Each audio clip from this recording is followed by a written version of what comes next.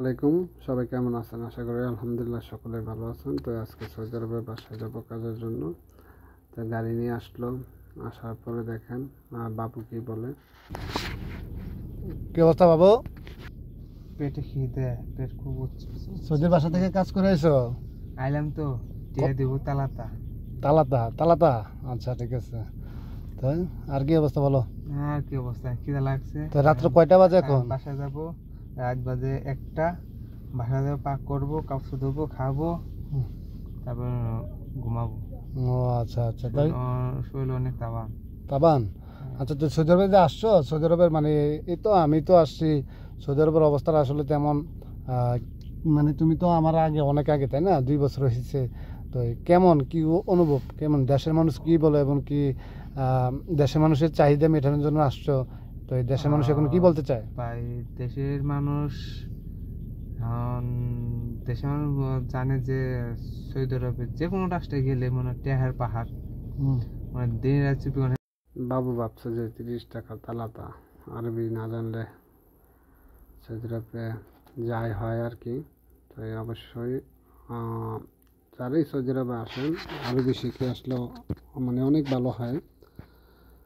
আর আরবি শেখাটা আসলে অনেকই সহজ।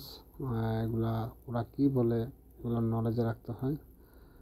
তো আমি আসলে ভিডিওটা ওদের সামনে তারপরে ভিডিও করেছি।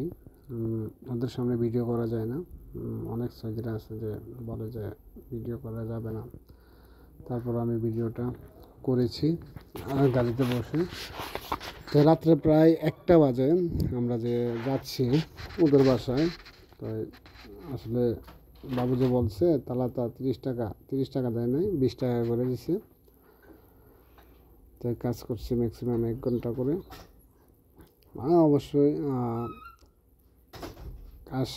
অবশ্যই কাজটা তেমন কিছু না ওরা, তবে টাকা মারে না, টাকা দিয়ে দেয়।